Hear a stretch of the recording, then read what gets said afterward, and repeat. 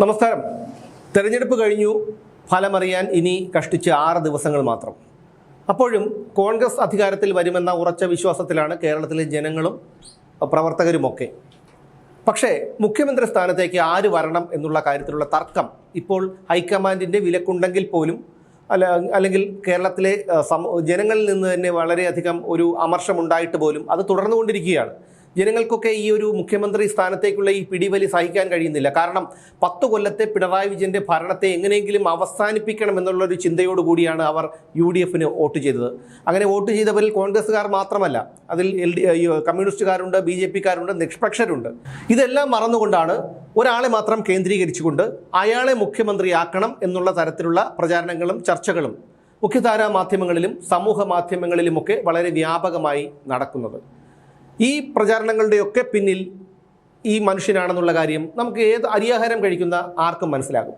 തെരഞ്ഞെടുപ്പിന് മുമ്പ് തന്നെ മനോരമയും മാതൃഭൂമിയും അടക്കമുള്ള ചാനലുകൾ നടത്തിയ സർവേയിൽ മുഖ്യമന്ത്രിയായി കേരളത്തിലെ ജനങ്ങൾ ആഗ്രഹിക്കുന്നത് VD സതീശനെയാണെന്നാണ് നമ്മളൊക്കെ അറിഞ്ഞത്. അങ്ങനെ ഒരു സർവേ ഫലമാണ് അവർ കണ്ടെത്തിയത്. അതിൽ തന്നെ അവ്യക്തതയുണ്ട്, സംശയാസ്പദമാണ്. കാരണം മന്ത്രിയായി ഒരു ദിവസം പോലും പ്രവർത്തിക്കാത്തയാളാണ് VD സതീശൻ. ആ VD സതീശനെ ഒറ്റയടിക്ക് മുഖ്യമന്ത്രിയാക്കണം എന്ന് പറഞ്ഞാൽ അദ്ദേഹം കഴിഞ്ഞ 5 വർഷക്കാലം പ്രതിപക്ഷ നേതാവിൻ്റെ സ്ഥാനത്തിരുന്നു കൊണ്ട് തനിക്ക് ഒന്നും ചെയ്യാൻ കഴിയില്ല എന്ന് തെളിയിച്ച ഒരാളാണ്. മിനിഞ്ഞാന്ന് പോലും ഏഷ്യാനെറ്റിൽ ഇത്തരത്തിലൊരു ചർച്ചയുണ്ടായി. ഈ ചർച്ചയെക്കുറിച്ച് അതൊക്കെ ഒരു അജണ്ടയുടെ ഭാഗമാണെന്ന് നമുക്കെല്ലാവർക്കും മനസ്സിലാക്കാവുന്നതേ ഉള്ളൂ. ഈ ചർച്ചയെക്കുറിച്ച് ദേശാഭിമാനിയുടെ മുൻ അസോസിയേറ്റ് എഡിറ്ററും ജനശക്തി വാരികയുടെ ചീഫ് എഡിറ്ററുമായ സഖാവ് G ശക്തിധരൻ സമൂഹ മാധ്യമത്തിൽ ഒരു കുറിപ്പ് എഴുതിയിട്ടുണ്ട്. ആ കുറിപ്പിൽ അദ്ദേഹം പറയുന്ന കാര്യങ്ങൾ വളരെ വ്യക്തമാണ്, സ്പഷ്ടമാണ്. ഏഷ്യാനെറ്റിന് കുത്തിത്തിരിപ്പ് മാത്രമേ ഉള്ളൂ എന്ന തലക്കെട്ടിലാണ് G ശക്തിധരൻ തൻ്റെ കുറിപ്പ് എഴുതിയിരിക്കുന്നത്.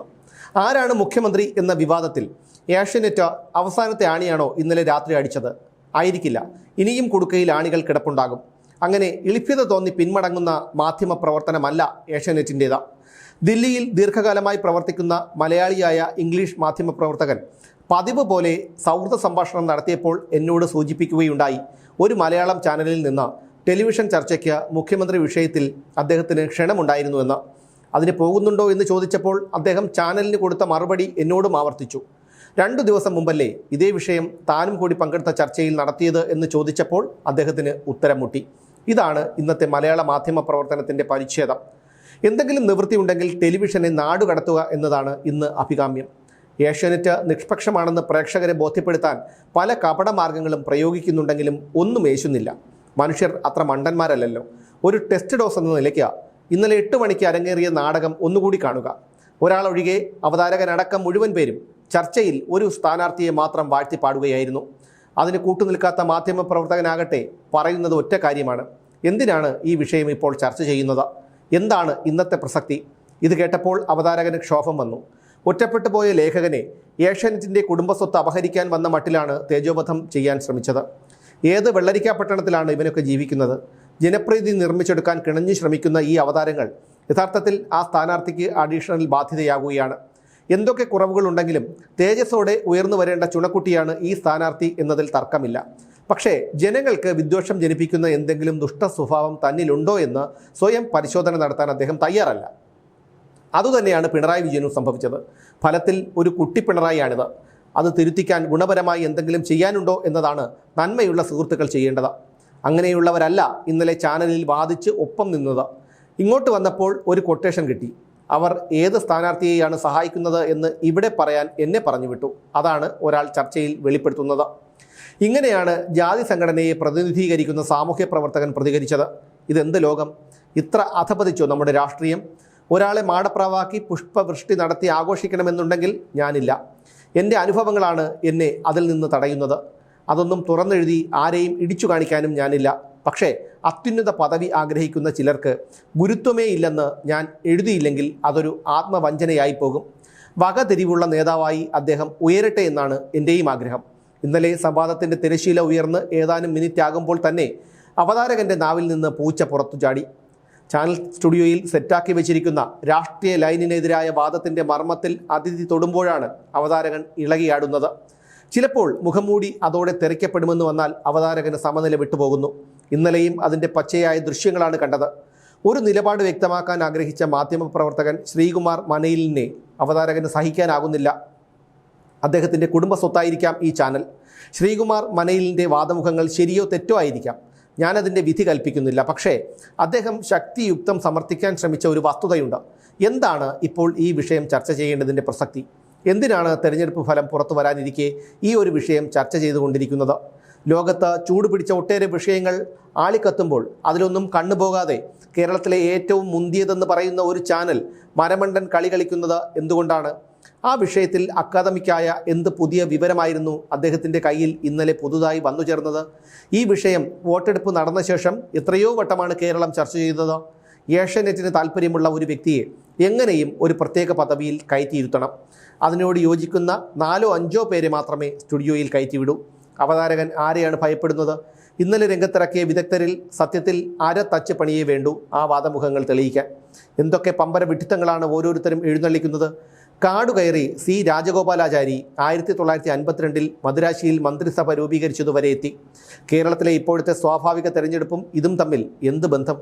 ലീഗ് പിന്തുണച്ച കാര്യമാണെങ്കിലും അവിടെ മാത്രമല്ല, 1952 ജില്ലാ ബോർഡ് ഭരണത്തെ നയിച്ച PT ഭാസ്കര പണിക്കരുടെ ഭരണത്തിന് അധികാരത്തിൽ നിലനിൽക്കാൻ അവസരം നൽകിയതിലും ലീഗ് അനുഭാവികളുടെ വോട്ടിന് പങ്കുണ്ട്.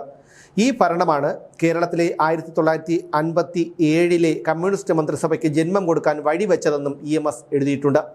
മുഖ്യമന്ത്രി ഔദ്യോഗിക വസതി ഒഴിയാൻ തയ്യാറെടുക്കുമ്പോൾ എങ്ങനെയാണ് കമ്മ്യൂണിസ്റ്റുകാർ സ്വന്തം ജീവിതം നയിക്കുന്നത് എന്നുകൂടി അറിഞ്ഞിരിക്കേണ്ടേ? PT ഭാസ്കര പണിക്കരുടെ ഓഫീസിൽ 1952 ഫാനിന് പകരം 2 കൂറ്റൻ പങ്കായങ്ങളാണ് കെട്ടിയിട്ടിരുന്നത്. 2 ജീവനക്കാരെയും അത് പ്രവർത്തിപ്പിക്കാൻ നിയമിച്ചിരുന്നു. എന്നാൽ PT ഭാസ്കര പണിക്കർ ചുമതലയേറ്റ ഉടനെ ചെയ്തത് ഇത് 2 പേരെയും മറ്റു പണികൾക്ക് മാറ്റി ഏർപ്പാട് അവസാനിപ്പിക്കുകയായിരുന്നു. എവിടെയാണോ യാത്ര പോകുന്നത് അതിനടുത്തുള്ള സ്കൂളിൽ 2 ബെഞ്ച് കൂട്ടിയിട്ടായിരുന്നു കാണാൻ അതികോമളനായിരുന്ന PT ഭാസ്കര പണിക്കരുടെ ശയനം. 600 സ്കൂളുകളാണ് മലബാറിൽ തുറന്നത്. അതുകണ്ടാണ് പിണറായി വിജയനും വളർന്നത്. നിർഭാഗ്യത്തിന് ഇങ്ങനെയായിപ്പോയി. പണിക്കർ പങ്കായം പൊളിച്ചെറിഞ്ഞു, പക്ഷേ പിണറായി ഹെലികോപ്റ്റർ കൊണ്ടുവന്നു. ഇങ്ങനെയാണ് ജി ശക്തിധരൻ തൻ്റെ കുറിപ്പ് അവസാനിപ്പിച്ചിരിക്കുന്നത്. തീർച്ചയായും ഈ ഒരു മുഖ്യമന്ത്രിക്ക് വേണ്ടിയുള്ള ഈ ഒരു ചർച്ച കാണുമ്പോൾ ആ ചർച്ച ഒരു വ്യക്തിയിലേക്ക് മാത്രം കേന്ദ്രീകരിക്കുമ്പോൾ അത് തീർത്തും അസഹിഷ്ണുതയുണ്ടാക്കുന്നതാണ്, സഹിക്കാൻ കഴിയുന്നതിലും അപ്പുറമാണ്. കേരളത്തിൽ ഞാൻ ഉൾപ്പെടെയുള്ള സാധാരണക്കാർ ആഗ്രഹിച്ചിരുന്നത് ഒരു ഭരണമാറ്റമാണ്. എങ്ങനെയും പിണറായി വിജയൻ എന്ന അധമനായ, കേരളം വെറുക്കുന്ന ഏകാധിപതിയായ രാഷ്ട്രീയക്കാരനെ പടിയടച്ച് പിണ്ടം വയ്ക്കുക എന്നുള്ള ലക്ഷ്യത്തോടു കൂടിയാണ് BJPക്കാരും കമ്മ്യൂണിസ്റ്റുകാരും ഉൾപ്പെടെയുള്ളവർ കോൺഗ്രസിന് വോട്ട് ചെയ്തത്. കാരണം BJP ഭരണത്തിൽ വരണമെന്ന് ആഗ്രഹിച്ചാൽ പോലും ഇന്നത്തെ രാഷ്ട്രീയ സാഹചര്യത്തിൽ അത് സാധ്യമല്ല. ഞാൻ ഇന്നലെ പറഞ്ഞതുപോലെ ഒരു കാര്യവും ചെയ്യേണ്ട, പിണറായി വിജയനെ അറസ്റ്റ് ചെയ്യാൻ പറ്റിയ പല കേസുകളുമുണ്ട്. കേജ്രിവാളിനെയും മനീഷ് സിസോദിയെയും അറസ്റ്റ് ചെയ്ത് ജയിലിൽ അടയ്ക്കാമെങ്കിൽ കേരളത്തിൽ പിണറായി വിജയനെയും അറസ്റ്റ് ചെയ്ത് ജയിലിൽ അടയ്ക്കാനുള്ള നിരവധി കാരണങ്ങളുണ്ടായിരുന്നു. പക്ഷേ അത് ചെയ്തില്ല എന്ന് മാത്രമല്ല, പിണറായി വിജയനെ സംരക്ഷിക്കുന്ന ഒരു നിലപാടാണ് എപ്പോഴും BJP സ്വീകരിച്ചത്. അങ്ങനെ പിണറായി വിജയനെ സംരക്ഷിക്കാതെ പിണറായി വിജയനെ തൂക്കിയെടുത്ത് അകത്തിട്ടിരുന്നെങ്കിൽ ഒരു ചുവരെഴുത്ത് പോലും നടത്താതെ കയ്യും കെട്ടി BJP നിന്നാൽ മതിയായിരുന്നു. 5 സീറ്റുകൾ എങ്ങും തൊടാതെ ഏറ്റവും കുറഞ്ഞ 5 സീറ്റുകൾ BJPക്ക് നേടാൻ കഴിയുമായിരുന്നു. പക്ഷേ ജനങ്ങളെ സംബന്ധിച്ചിടത്തോളം BJPക്ക് ഇത്തരത്തിൽ അധികാരത്തിൽ ഈ ഒരു രാഷ്ട്രീയ സാഹചര്യത്തിൽ വരാൻ കഴിയില്ല എന്നുള്ളൊരു ബോധ്യമുള്ളത് കൊണ്ടാണ് അങ്ങനെയുള്ളവരൊക്കെ ഈ പിണറായി വിജയനെയും CPMനെയും നാടുകടത്തണം എന്നുള്ള ഒരു ചിന്തയുടെ ഭാഗമായി അവർ UDFന് വോട്ട് ചെയ്തത്. ആ വോട്ട് ചെയ്യുന്നവരെ പോലും കൊഞ്ഞനം കുത്തുന്ന ഒരു നടപടിയാണ് ഈ സ്വീകരിക്കുന്നത്. ഇനി ഈ VD സതീശൻ എന്ന് പറയുന്ന ഈ നേതാവ് അധികാരത്തിൽ വന്നു കഴിഞ്ഞാൽ കേരളത്തിൻ്റെ അവസ്ഥ ഇപ്പോഴുള്ളതിനേക്കാൾ പരിതാപകരമാകും എന്നുള്ള കാര്യത്തിൽ യാതൊരു തർക്കവുമില്ല. അദ്ദേഹം പ്രതിപക്ഷ നേതാവായിരുന്നു കൊണ്ട് തനിക്കൊരിക്കലും ഈ പണി പറ്റിയതല്ല എന്ന് പലവട്ടം തെളിയിച്ചിട്ടുള്ള ഒരാളാണ്. ആ VD സതീശൻ ഒരിക്കലും കേരളത്തെ മുന്നോട്ട് നയിച്ചു കൊണ്ടുപോകാൻ കഴിയില്ല. അതുകൊണ്ട് തന്നെ ഈ നടത്തുന്ന ചർച്ചകളൊക്കെ തെരഞ്ഞെടുപ്പിന് മുമ്പ് നടന്ന സർവേകളിലും സമൂഹ മാധ്യമങ്ങളിലും മുഖ്യധാരാ മാധ്യമങ്ങളിലുമൊക്കെ VD സതീശൻ മുഖ്യമന്ത്രിയാകണം എന്നുള്ള തരത്തിൽ വരുന്ന ചർച്ചകൾ നടത്തുമ്പോൾ അല്ലെങ്കിൽ നടക്കുമ്പോൾ അതിൻ്റെ പിന്നിൽ വ്യക്തമായിട്ടുള്ള ഒരു സ്ഥാപിത താല്പര്യമുണ്ടെന്നും അജണ്ടയുണ്ടെന്നും കാണുന്ന ജനങ്ങൾക്ക് മനസ്സിലാകും. അത് ജനങ്ങളോട് ചെയ്യുന്ന നന്ദികേടാണ്. അത് അവസാനിപ്പിക്കണം. ഇല്ലെങ്കിൽ ഏഷ്യനെറ്റ് പോലെയുള്ള ഇത്തരത്തിൽ അല്പമെങ്കിലും നിഷ്പക്ഷമായി പോകുന്ന ഈ ചാനലുകളുടെ മുഖത്തേക്ക് ജനങ്ങൾ കാർക്കിച്ച് തുപ്പുന്ന ഒരവസ്ഥയുണ്ടാകും.